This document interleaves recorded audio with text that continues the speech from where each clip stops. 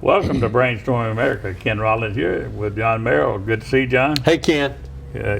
Where's you at today before you come here? Look, before today, I was in Montgomery, had a meeting with the sheriff in Calhoun County, then the president of the university, Jacksonville State University, and now we're doing the show, and then I've got a meeting with the economic development officer in Jefferson County this afternoon. Oh my when God. we finish our recordings. How many miles you got on that car now? 412,000 some odd. Yes, sir. All 67. And it still gets 32 miles per gallon. You still doing all 67 counties? All 67, yes, sir. I've done 52 since January the 1st of this year for 375 visits to those Holy 52 moly. counties. Well, you was a state representative. Then you were 8 years as the Secretary of State, and now you work for Wagoner Yes, sir. Engineering. You still doing 67 counties for them? Yes, sir. Actually, yesterday I was in Tuscaloosa County, Perry County, Washington County, 5 stops in Mobile County, and 2 stops in Baldwin County. I want you to ask your company to keep track. I want to see the first city that employs Wagoner to take care of their environmental. My history is over the environmental stormwater and drain runoff into the creeks and stuff, and I've seen in that position, I've seen a lot of cities, a lot of counties that got in trouble with discharge into the creeks, and for a few bucks they could have learned how to prevent that, but instead they pay $150,000 to $200,000 fine. That's right. And I say fines is plural, That's right. because once you get to where it's just a runoff into the creek, it's a hard thing to dedicate that money to fixing it, because a lot of time it requires major funds to fix something when it could have done it properly to start with. If you don't let it start running into the creek. Now I see something as simple as there's mobile car washes that people drive around with steam. That's right. And they do it, and guess where they discharge their soap and whatever? They park over a drain. That's right. In a parking lot Yes, sir. of a shopping center, and they Which wash runs cars. down to a creek. And they wash cars, and it goes right into the creek, and I see it right next to my place. Oxford, you better wake up, because they're doing it. They better call Wagner. There's a place that sets up regularly, and he's steady washing cars right over a drain, probably 300 yards from where we're sitting right now, and it's going in Chocolate Creek. So there's things that if they ever get caught, they'll pay dearly, because they'll go back and they'll be retro. Yeah, because we don't want to see that bubbling up over at the park. No, and it's not just for what you're doing right now. When they go back and they find you retro, believe me, it's a lot. It's a problem. And working down at Stormy Depot, being over the environmental, I saw it firsthand. And one of the guys that was a pain in the butt for suing Robert Kennedy Jr. That's what he did. He's over an environmental company. They go through states, all states, and they see where they're like ADM. Our ADM in Montgomery has fined, say, City of Oxford. They come right in to see if Oxford is doing the same stuff, or they come in and file a suit for what they did. Well, I remember that time you told me about your interaction with him, $40,000. which enabled him to actually give the business to y'all, because he was paying attention to what you said and then took advantage of that information. We and had that was lunch. a problem. We had lunch together. We broke bread at Washingtonian. You know where that's Yes, at? sir. I was looking at the top of the White House, and he's sitting there, and he said, "Addison don't have to worry about nothing. Y'all got the depot doing everything great. That we're not going to even worry about that." 2 weeks later, got a $40,000 lawsuit. Thank you, buddy. But anyhow, I'm glad that with Wagner that's working, because that's some very, very important work. If you can prevent something before it starts, that's a big savings, and Yes, that's sir. who you used it. Since our last show, our president, there was another attempted assassination on him down at Mar-a-Lago. You've been to Mar-a-Lago, you know what the place layout is. But the fact that 2 times they've tried to kill President Trump, and here we are just a few days from the election. And then they just arrested a sovereign citizen that had weapons that were being infiltrated into that last rally that he had. Yeah, but he wasn't going to hurt nobody. No, well, that's what he said. You got to believe it. But, yeah, but that's some bad, the times that we're living in. If you can imagine something happening to that president, not to kill him, but to take him down bad, something other than an earshot, it could cause a whole checkers falling out of domino effect. I don't know how that would work with JD, with Vance, what happened if something happened to President Trump. But right now, I mean, I'm just holding my breath every day because he's out there. He's not going to go into the closet or down in the basement. He's going to go out there to the people, and he's out there dancing. And Mr. President, somebody can get this to you. That YMCA ain't working for you. You're doing some of the moves, but you're not doing the move, the YMCA. You know, you need to let it pick up on that. I saw that yesterday, and I thought, man, I need to talk to you about your YMCA. But Speaking of the YMCA, we know that you watch us different times when you're at home, when you're at work, maybe when you're working out at the YMCA. But we are so excited to have you join us each and every week for our episodes of Brainstorming America. We look forward to having you come back right after this break for the 75th episode of Brainstorming America. Welcome to Brainstorming America. Ken Rollins here with John Merrill. And John, when this, what was it, 2 weeks ago or something like that, when Iran sent 200 plus missiles into Israel. Yes, sir. And I keep watching it every day to see, when I would get up in the morning, I turn on Fox. I'm expecting to see Israel retaliate. A full retaliatory response. Yeah. But they not want. They've already took it off the table. That thing that they're building over there for the weapons. What was a nuclear weapon facility? They've taken that off of the targets.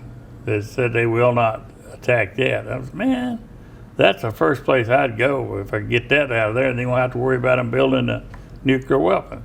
Well, I'm going to say this now. Benjamin Netanyahu is one of the fiercest, most competitive, one of the most outstanding offensive and defensive leaders that we have in the world today.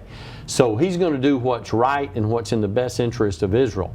And that's why he has my full support. I know he has your full support, Ken, and I know he has the full support of many of our viewers. So just because some things are talked about publicly does not necessarily mean that that's exactly the way that it's going to go when the time comes for those things to be introduced and for that full retaliatory response to be given.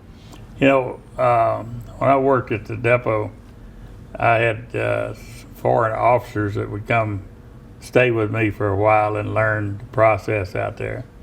It happened to Jordanians, and it had an Israeli captain. And me and the captain was walking in between the buildings there one day, and it was quiet, as quiet can be. I was walking over where Jeff worked. And I asked the captain, why is a small country, Israel, so feared by bigger countries militarily? Why are they so feared about it? And he backhanded me in the chest as he said, where is your USS Pueblo? And it took me for a second, what's the Pueblo got? But I know about the Pueblo, I know Sure. what happened. And they took hostage all the people on the Pueblo, but they captured, North Korea captured the USS Pueblo. They still have it today as a reminder of how bad they are. Bad as in good bad. So when he asked me, he said, "Where's your USS Pueblo?" Talking about you as in your United States Pueblo. I said, why that? He says, "You give USS Pueblo to Israel, we go get our ship." And he said, "America going," wait, wait, wait, wait, wait. He said, "We go get our ship." And then I thought about the raid on Entebbe. Yeah, and all raid that on stuff. Entebbe. That's all you needed to say. That's what went to my mind.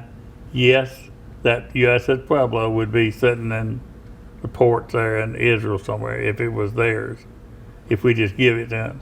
I thought, man, that's what a statement. But they are so. He was to listen to this guy. I eat lunch with him every day and stuff to listen to some of his statements about the military and Israel.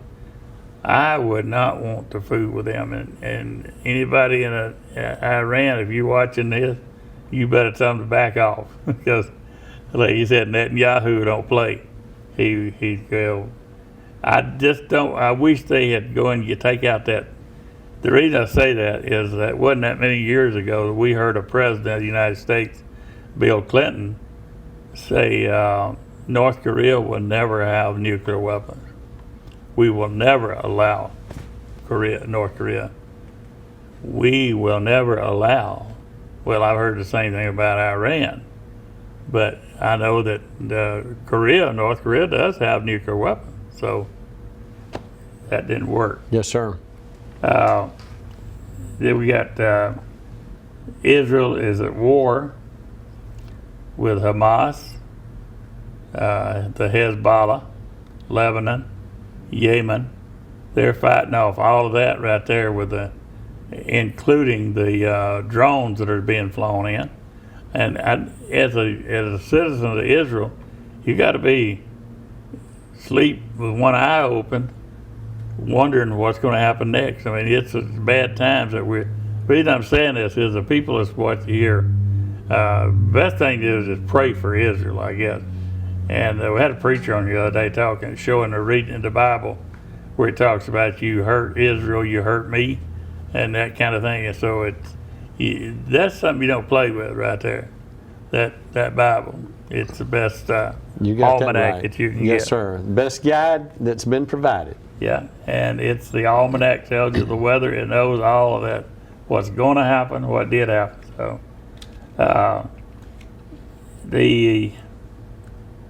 you might, as a former Secretary of State,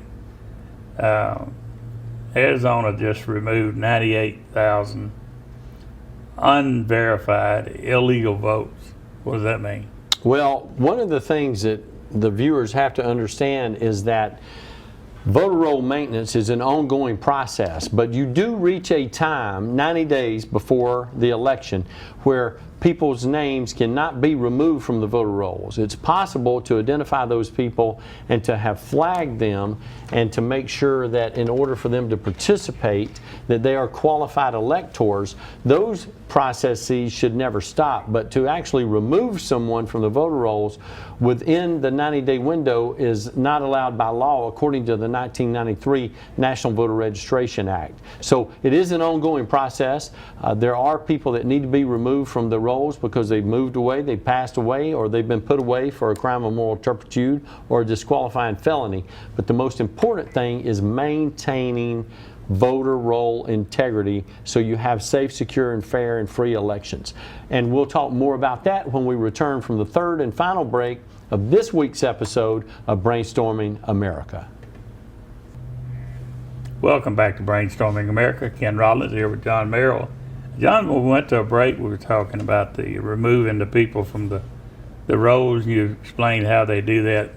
Every state has to do that. And Yes, sir. It's for the benefit of having fair elections. Yes, sir. And so it's Because not, every state's goal, Ken, should be to make it easy to vote and hard to cheat There you in go. every state in the union. and that's what it was in Alabama when we had a Secretary of State named John Merrill. I know that for a fact. And these things that we get accused of in Alabama and others for setting up the ballot stuff, that just sounded to me like a no Democrat, no Republican thing to clean the rolls prior to elections. So anyhow, there was with 20 million illegals, there's a lot of room there for Absolutely. stuff to happen. Absolutely. And that's why you have to be observant, you have to be intentional, and you have to be aggressive in making sure that you maintain the integrity of the voter rolls.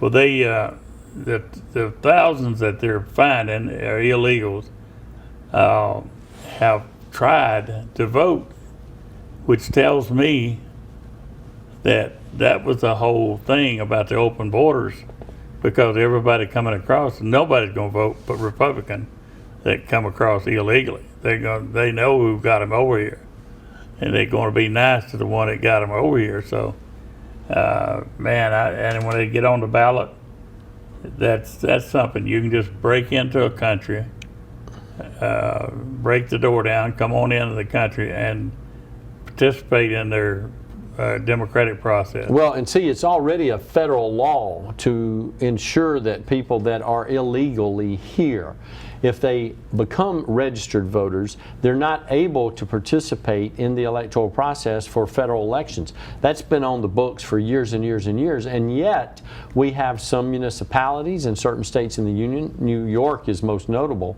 in encouraging those illegals that are residents of that municipality or that state to vote in local or state elections. That causes additional confusion for those people. It's my thinking that a best practice is that unless you are a United States citizen and you live in that state where you reside as a permanent resident, you should not be an eligible voter for any election in that jurisdiction.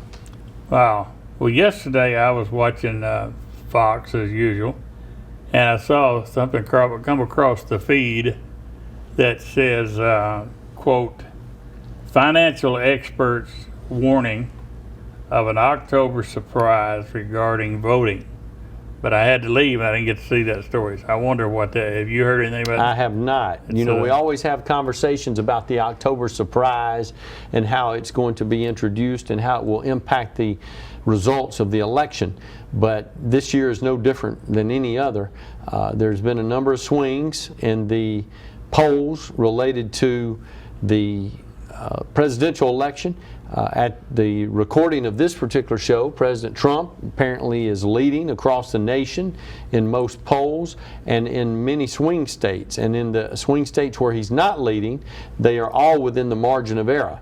And so the expectation is if he maintains that level of support that he will become the 47th President of the United States.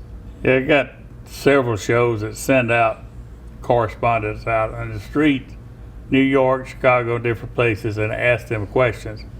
And one of the questions they asked is, who you voting for? They said, Kamala. Why? And they go, well, it was named one thing that she's done. Well, well, you caught me off. I'm not ready. It's taking nobody, and I said nobody can name something she's done on the positive side to make it better for America. But when you're going to take $20 million and give it to somebody for a vote, you're going to give them a new house. It sounds to me like Oprah Winfrey. So you get a car, you get a car. If you vote for me, you get a car, you get a house. But she don't have that to give. That's our stuff that she's talking about. That's stuff that our taxes are going to buy. So, well, as a member of the United States Senate, for the time that she served the state of California, she had no significant legislative accomplishments in the greatest deliberative body in the history of the world, which is the United States Senate. Not only did she not pass things that were significant there, none of those things became law because they have to be confirmed by the United States House of Representatives and then signed by the President. But that's very disappointing to think about her tenure as a member of that greatest deliberative body of all time, and yet she has no significant legislative accomplishments, and yet she's that close to the presidency today. Wow. And I watched her on this. She was really into the Kavanaugh, when they did the hearings for that, she was one of the questioners on that. She was really really ugly about the way her answered questions and whatever were. But anyhow, I don't know anybody that's named something she done, but yet she's that close to being our commander-in-chief. Now, with her giggling and all the things she does, can you imagine her on one side of the table and President Xi of China on the other, and they're arguing about an island? Or Vladimir Putin. Or Vladimir, yeah, absolutely. Any of them. Iran. I told her all that. That she's going to control things that affect my life here in Alabama. She's going to, if she were to be elected. And she's not ready. I mean, it's not about black and it's not about woman. She is not ready. I mean, I can go out there and get an Uber driver, and to me, will probably have more my support, but she has nothing to claim that says, yeah, because I did that makes me qualified. She can't name anything, and that's a shame that people are, oh, well, she's a woman. Well, they've got nothing against women, but just because she's a woman, I don't think there's a woman out there that wants her as their commander-in-chief. They would like to have it because we got a woman president, and she's black, she's a woman of color is our president. That is sad, folks. Any of you out there thinking like that, please don't vote. Please don't vote at all, because you're going to affect my life. I'm doing that. I'm being selfish about this. So, well, Ken, one of the things that we hope is that each and every one of our viewers is going to spend the next few days properly evaluating the records of the candidates who are going to be considered on November 5th as the next President of the United States. And we hope that you will vote based on the information that you have introduced and revealed to you and what you think is in the best interest of our country. Thank you for joining us once again for this week's episode of Brainstorming America. We'll see you right here again next week.